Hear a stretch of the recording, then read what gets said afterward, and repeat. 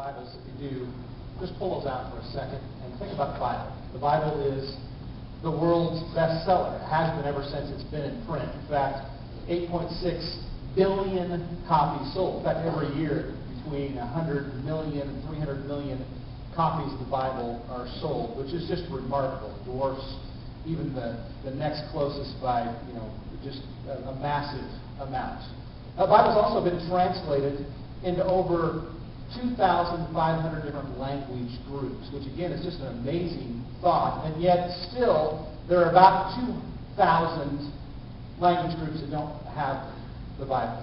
And so it's interesting when you look at the Bible that the Gospels are the most translated of that. That just makes sense. If you take start translating a Bible for some other language, where would you start? Well, they start with the Gospels, because the Gospels are the life of Jesus, his teachings, his miracles, who Jesus is, the death, burial, the resurrection. Those are all contained in the Gospels. And so the Gospels are the most translated portion of Scripture. And yet, one book stands above all. Mark is the most translated book in the Bible, which makes Mark the most translated book in history. And again, that just makes sense. If you're going to start translating, start with the Gospels. Which Gospel would you start with? Well, they start with Mark, maybe because it's the shortest, and if I was a translator, that might be the start there. It's also the simplest. It's easier to translate, and it's also the most multicultural. What I mean by that is it really is good for all cultures. If you take, for example, the Gospel of Matthew, written to a Jewish audience, and there'd be a lot of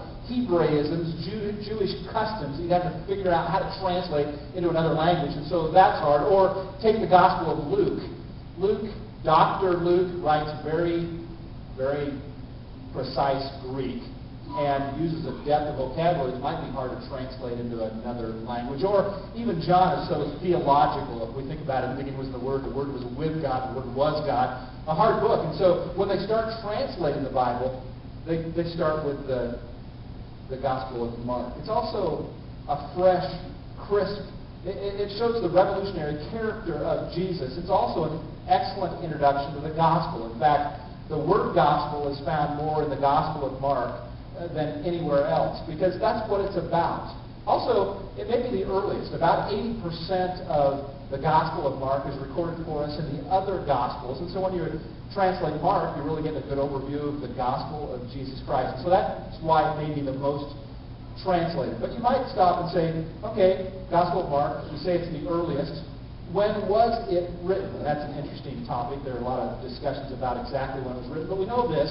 Early history tells us it was written while Peter was alive. We know that Peter died in 64 AD, so it's got to be before that. We also know that Peter hung out with Mark, and we learn that Mark wrote as Peter preached. And so they hung out together in the late 50s. We also know after that, Mark goes and joins up with John. So that happens in early 60s. And so the best dates are 55, really 57 to 59, or earlier. That's the best date of writing. And also, as we start this journey, I want to ask the question, to whom was it written?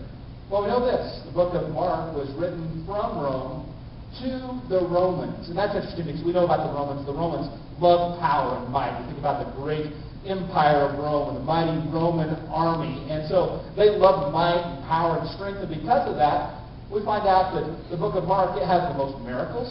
It's fast-paced. I pay attention to the word immediately in the book of Mark. You're also going to learn things like the fact that it doesn't contain genealogies, not important to the Romans, or messianic language. They wouldn't have understood the Old Testament. The book of Mark is a down-to-earth, to-the-point, fast-paced action thriller, which was perfect for the Romans. And I want to tell you, it's also great for us too, because we like action-packed. We love thrillers, mysteries, and down to earth, to the point. So it's a great study when you start realizing to whom it was written, and it really is great for our audience as well. But I want to stop and ask another question before we dive in. I want to ask the question, okay, but who wrote Mark? Well, that's a dumb question. I mean, after all, it's the Gospel of Mark, right? Well, actually, it bears no name.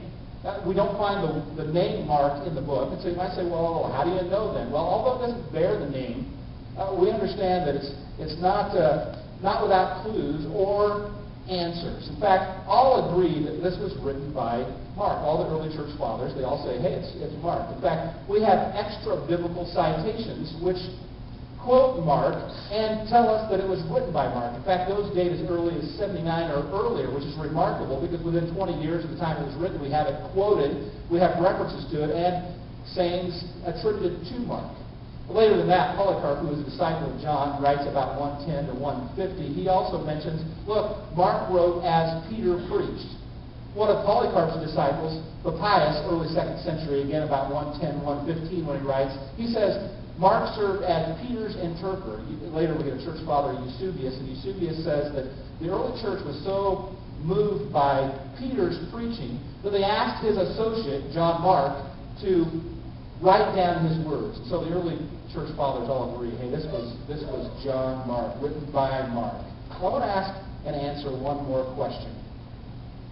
Okay, so it's written by John Mark. Who's that? I mean, he's not one of the disciples. He's not one of the apostles. He's not Peter or not. So why him? I want to tell you that we have references about him throughout Scripture. First of all, you know he's called John Mark. John is his Hebrew name.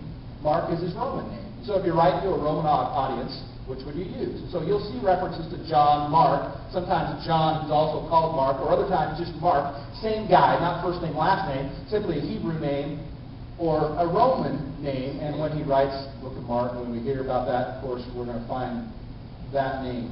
Well, so that's who John Mark is. But you might say, you know what? You really bored me to death. I don't care about history. I don't care about dates. You know, I've always assumed it's Mark. I want to stop for a moment and gather you back in and say, I want to tell you a story.